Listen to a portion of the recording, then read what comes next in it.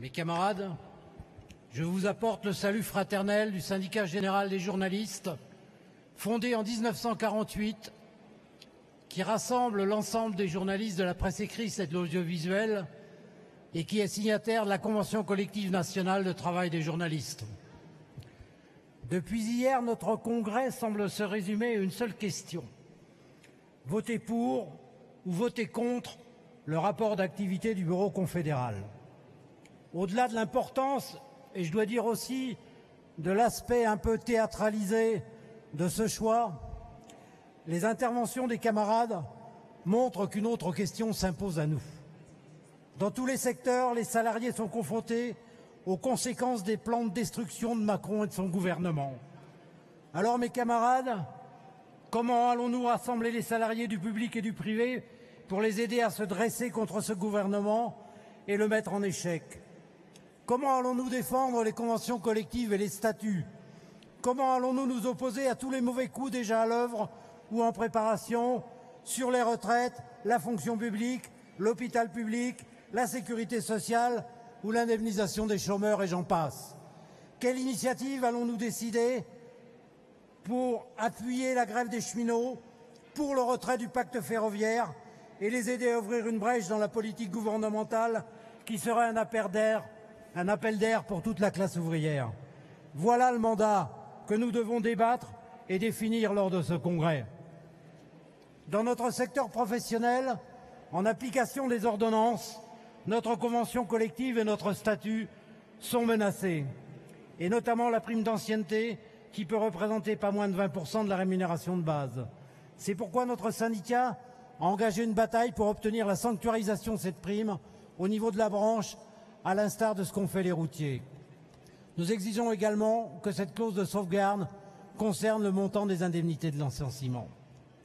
Notre capacité à résister au plan de destruction du gouvernement passe selon nous par le refus de la méthode de la concertation ou de la co-construction qu'il veut nous imposer. Qu'on nous comprenne bien, il ne s'agit pas de nier la capacité du syndicat à discuter des textes et projets gouvernementaux, mais sur la base des revendications et non pour rendre moins pire des mesures qui sont avant tout des revendications patronales. À son niveau, notre syndicat a été amené à participer à des concertations sur des lois en préparation, comme celle sur le secret des affaires dont je voudrais vous parler un petit peu.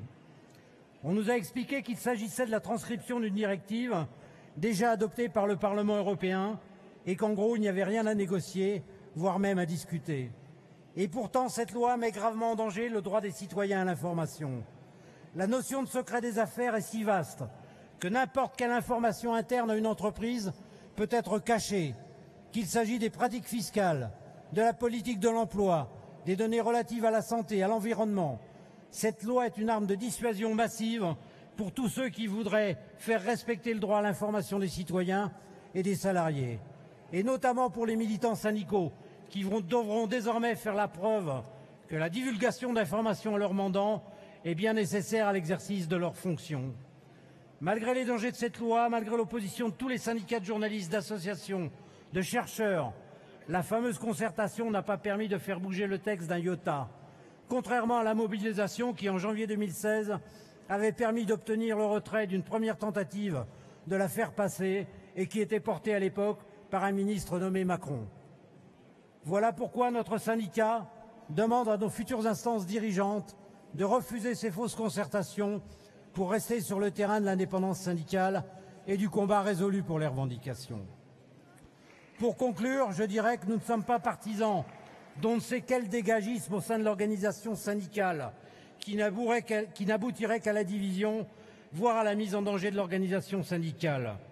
Pas plus que nous ne croyons aux mouvements fourre-tout de nature politico-syndicale qui ne peuvent aboutir qu'à une corporisation des syndicats par des intérêts partisans au mépris de toutes nos traditions d'indépendance. Vive l'unité de la classe ouvrière, vive la Confédération générale du travail, force ouvrière.